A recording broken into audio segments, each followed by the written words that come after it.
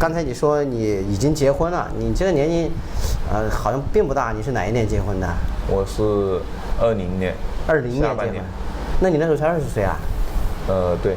为什么20岁就结婚了？就是我父母他小时候他们可能就是一些无心之言嘛。啊。我那个时候可能又怎么说呢，心思比较重吧。啊。可能就听进去了。他们小时候经常讲，我们家这么穷啊，你怎么以后怎么找老婆啊，怎么娶媳妇啊，怎么，就他可能不是专门对我说的，就是跟别人聊天的时候说的。啊。但是我这人心思比较重，我可能就听进去了。啊。所以我就其实，世界上很多事情都是有逻辑的，那都是有逻辑的。就是可能还是没有无缘无故的事情，还有父母对有一些影响啊。对对对。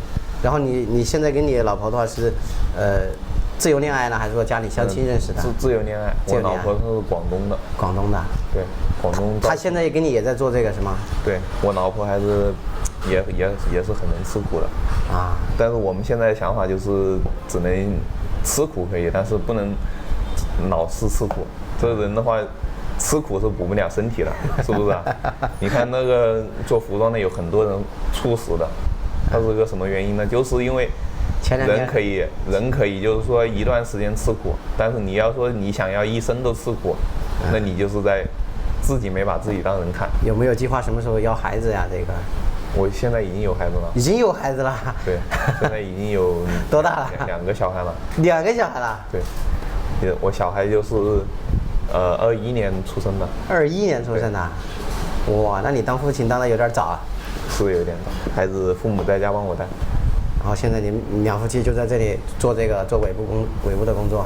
对。你觉得你现在能吃苦是你成了家生了孩子以后给你的压力让你能去吃苦呢，还是什么其他的原因？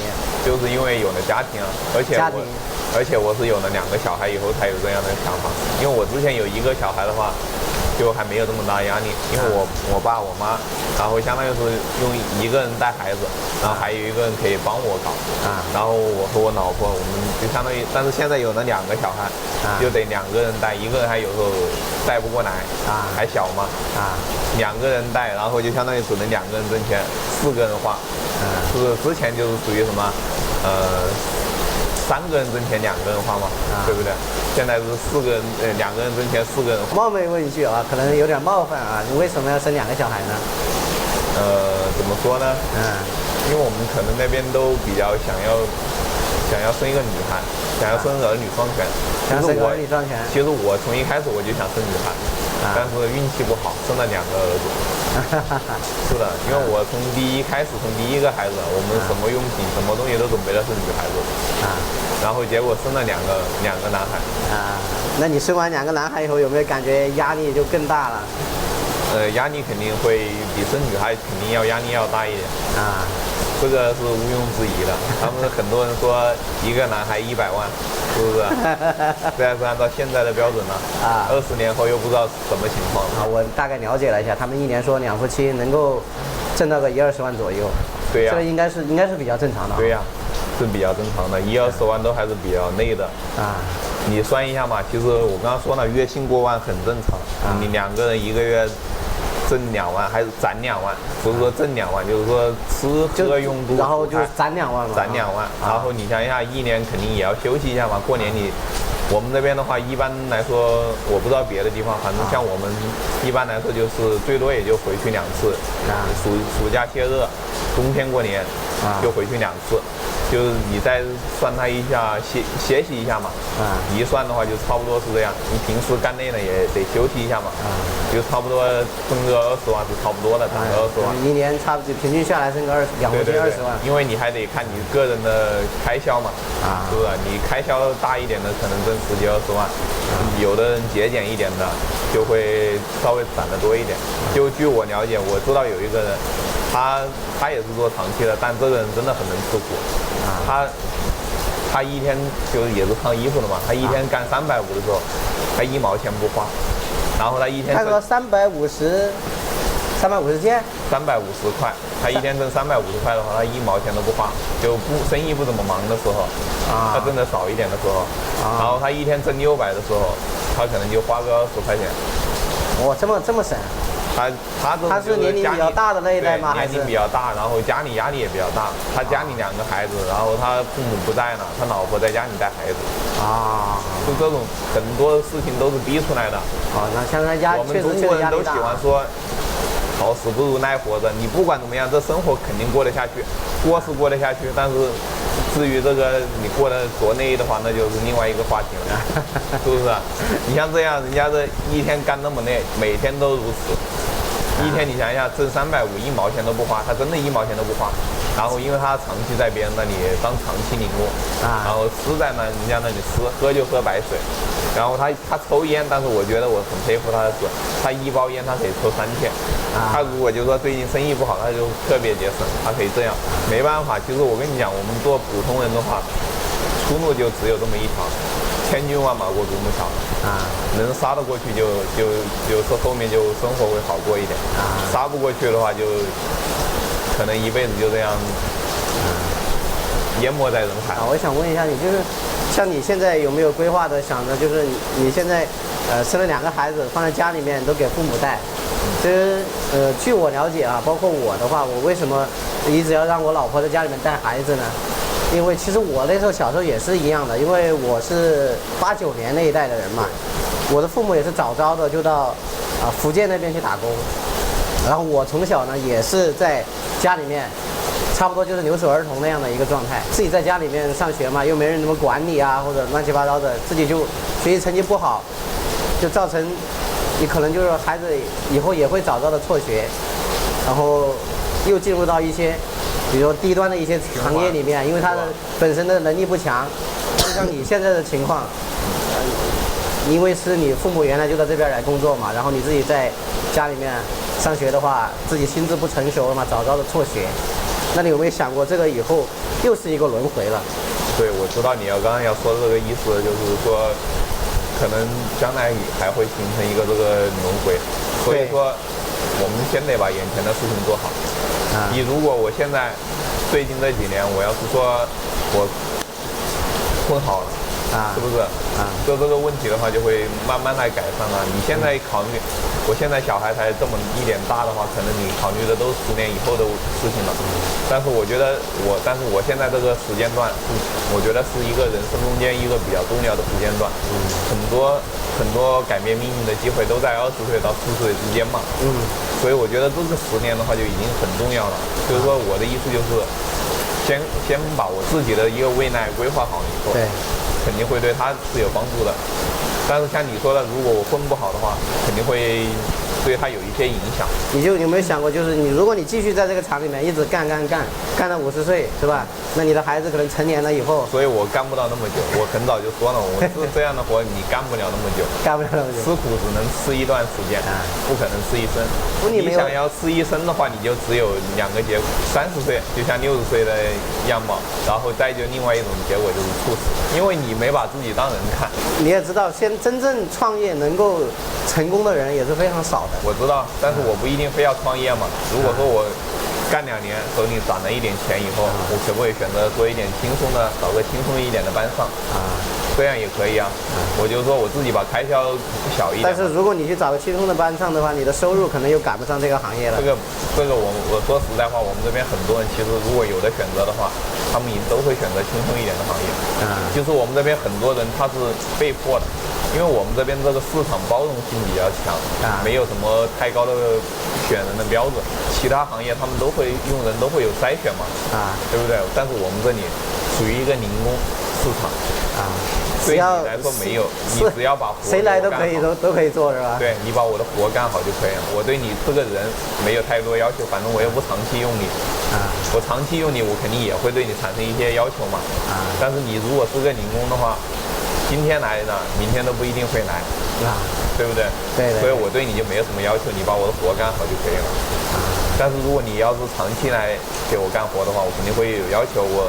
比比如说你不可能说你每天干8个小时，哎，我今天干累了，我不想干了。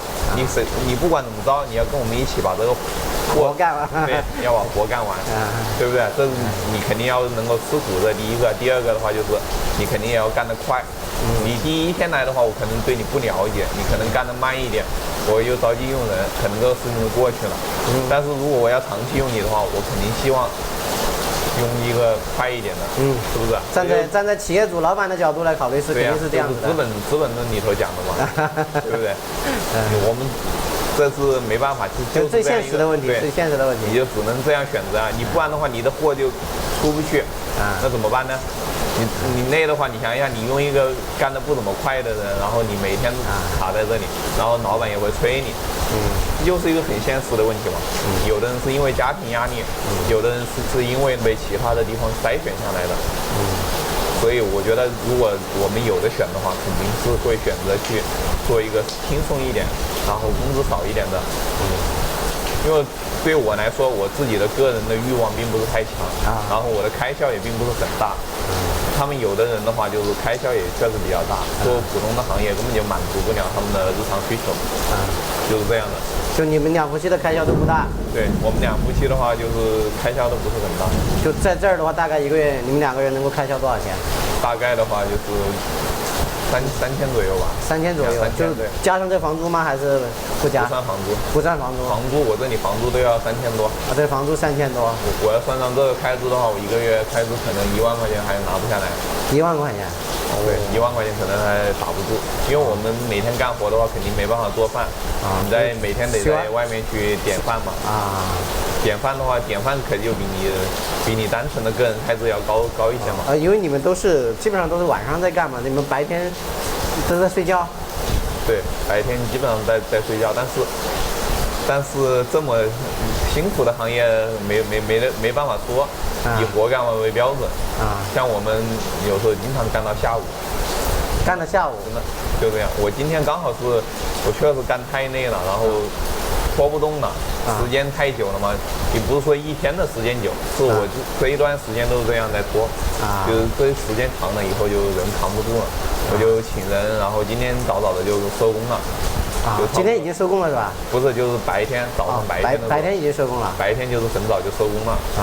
只有这样才能休息，不然的话，我要是每天干的话，如果你想自己挣这个钱，你不请人，然后你就想自己挣，你就自己得干到下午，晚上像来货来得早的话，9、10点钟来货，你又得接着干。